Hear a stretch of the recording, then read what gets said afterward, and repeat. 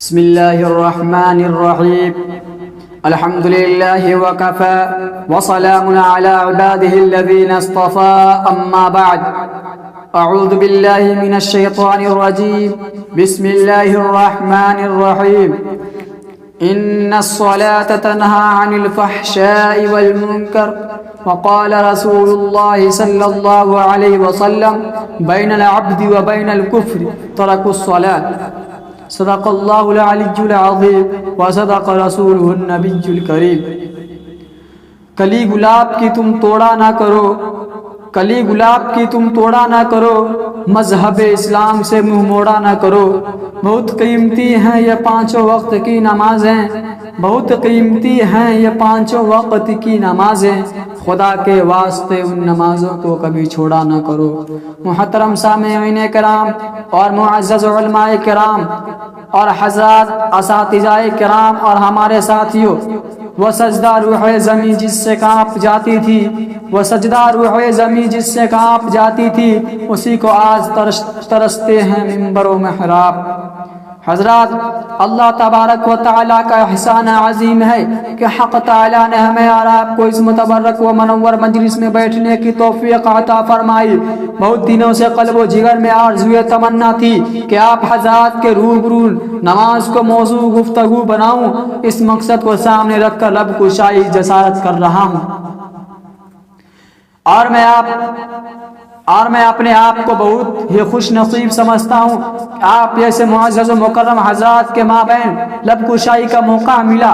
اللہ تعالی ہمیں اور آپ کو کہنے سننے سے زیادہ عمل کرنے کی توفیق عطا فرمائے، آمین۔ معزز سامعین کرام، اللہ تعالی نے حج کو فرش پر نازل فرمایا، زکوٰۃ کو فرش پر نازل فرمایا، روزہ کو فرش پر نازل فرمایا، ایمان کو بھی فرش پر نازل فرمایا، تمام کے تمام احکام کو فرش پر نازل فرمایا۔ لیکن جب نماز کی باری آئی تو رب کائنات نے اپنے حبیب محسن انسانیت صلی اللہ علیہ وسلم کو فرمایا کہ ہم آپ کو ایک قیمتی تحفہ دینے والے ہیں، یہ تحفہ بہت اعلیٰ ہے، یہ تحفہ بہت عرفہ ہے، اور اعلیٰ و عرفہ شے کو اعلیٰ ہی جگہ پر عطا کیا جاتا ہے، لہٰذا نماز کو عرش الہی پر بلا کر عطا کیا گیا۔ معزز سامعین کرام، توحید اور ایمان کے بعد انبیاء علیہ السلام نے نماز ہی کو اہمیت دی، نماز ہی کی تلقین کی ہے۔ قرآن مقدس کے اندر جگہ جگہ پر اقیم الصلاۃ ذکر کیا گیا ہے، کہیں یہ الفاظ ذکر کیے گئے ہیں، یا ایھا الذین آمنوا استعینوا بالصبر والصلاۃ ان اللہ مع الصابرین۔ اے ایمان والو، صبر و نماز کے ذریعے سے مدد طلب کرو، اس لیے کہ اللہ تعالی صبر کرنے والوں کے ساتھ ہیں۔ پیارے دوستو،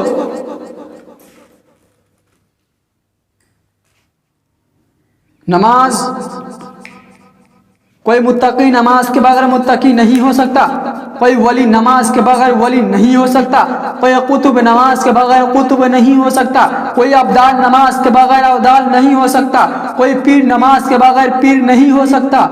اس لیے کہ دنیا کے سب سے بڑے متقی، سب سے بڑے قطب، سب سے بڑے ابدال، سب سے بڑے پیر، سب سے بڑے حاکم، سب سے بڑے فاضل، سب سے بڑے جج حضور پر نور محمد صلی اللہ علیہ وسلم نے خود نماز ادا کی، اور ان کے رفقائے عزیز حضرات صحابہ کرام نے بھی نماز کی پابندی کی، تابعین نے بھی نماز پر دوامت کی، تابعین نے بھی نماز کو ترک نہیں کیا، ائمہ مجتہدین نے بھی نماز کو پکڑے رکھا، اولیاء کرام نے بھی نماز کو اختیار کیا، بزرگان دین نے بھی نماز کو قائم کیا۔ کوئی بتا دیجئے کہ کس نبی نے نماز کو ترک کی ہو اور نبی بن گیا ہو؟ کوئی ولی نماز کے بغیر ولی نہیں بن گیا ہو، کوئی قطب نماز کے بغیر قطب بن گیا ہو، کوئی ابدال نماز کے بغیر ابدال بن گیا ہو، کوئی امام نماز کے بغیر امام بن گیا ہو، کوئی محدث نماز کے بغیر محدث بن گیا ہو، کوئی مفسر نماز کے بغیر مفسر بن گیا ہو، کوئی فقہ نماز کے بغیر فقہ بن گیا ہو۔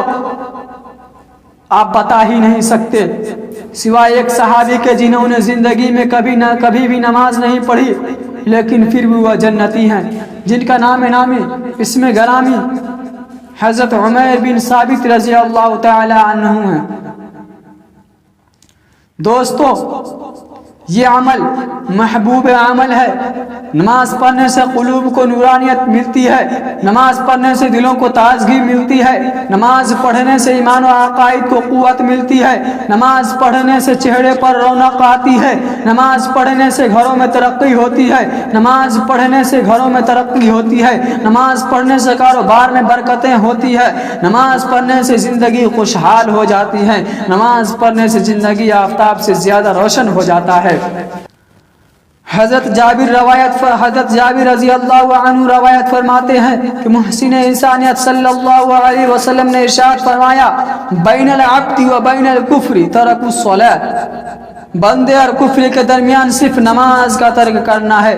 مشکات شریف کی ایک صفحے پر دیکھیے ایک حدیث ہے جس کے راوی حضرت بریدہ رضی اللہ عنہ ہے، جو رسول اللہ صلی اللہ علیہ وسلم نے ارشاد فرمایا العہد الذی بیننا وبینہم الصلاۃ فمن ترکها فقد کفر.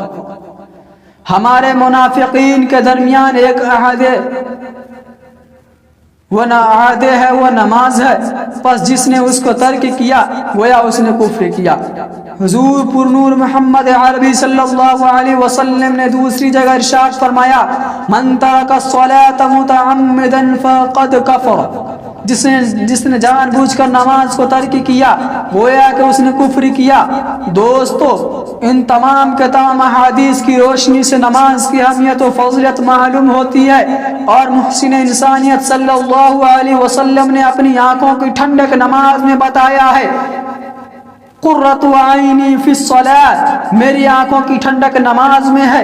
جب بندہ رب کائنات کے دربار میں اپنا سر خم کرتا ہے اور اپنے سر کو جھکاتا ہے تو محسن انسانیت کے آنکھوں کو ٹھنڈک محسوس ہوتی ہے، اور تارک الصلاۃ سے نبی آخر الزمان کو تکلیف ہوتی ہے. جس نے بھی محسن انسانیت صلی اللہ علیہ وسلم کو تکلیف پہنچائی گویا کہ اس نے دنیا و آخرت برباد کیا.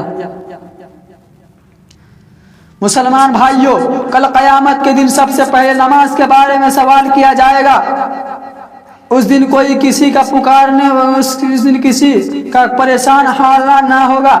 انسان خود کے پسینے میں ڈوبتے ہوئے ہوں گے، ہر شے نفسی نفسی پکارے گی. اس وقت سب سے پہلے نماز کا سوال ہوگا. سرکار دو عالم صلی اللہ علیہ وسلم کا ارشاد ہے کہ قیامت کے دن سب سے پہلے حقوق اللہ میں نماز کا حساب ہوگا.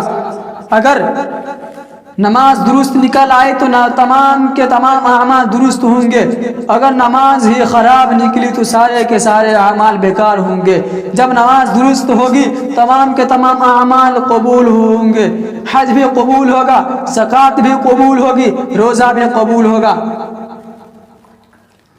اور دیگر اعمال صالحہ بھی مقبول ہوں گے.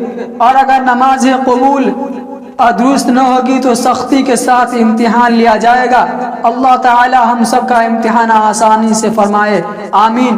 برادران ملت، آج کے دور میں بہت خوبصورت عالی شان مسجد تعمیر کی جاتی ہیں، لیکن اس مسجد میں اللہ کو یاد کرنے والے بہت کم لوگ نظر آتے ہیں. بعض جگہ تو عالی شان مسجدیں ویران اور قبرستان نظر آتی ہیں. پہلے مسجدیں تھیں کچی تو پکے تھے نمازی، آج مسجدیں ہیں پکی تو کچے ہیں نمازی. میرے بھائیوں اور بزرگوں، نبی کریم صلی اللہ علیہ وسلم نے ارشاد فرمایا الصلاۃ عماد الدین فمن اقامها اقام الدین ومن هدمها هدم الدین. نماز دین کا ستون ہے، جس نے نماز کو قائم کیا اس نے دین کو قائم کیا، جس نے نماز کو منہدم کیا اس نے دین کو منہدم کیا. پڑھ نماز پنجگانہ نہ کر کوئی بہانہ، پڑھ نماز پنجگانہ نہ کر کوئی بہانہ، اس میں ہے تیری جنت ورنہ دوزخ ہے تیرا ٹھکانہ. ایک اور حدیث سنا کر میں اپنی بات کو ختم کر رہا ہوں. رسول اکرم صلی اللہ علیہ وسلم نے ارشاد فرمایا مروا صبیانکم بالصلاة اذا بلغوا 7 واضربوهم اذا بلغوا 10.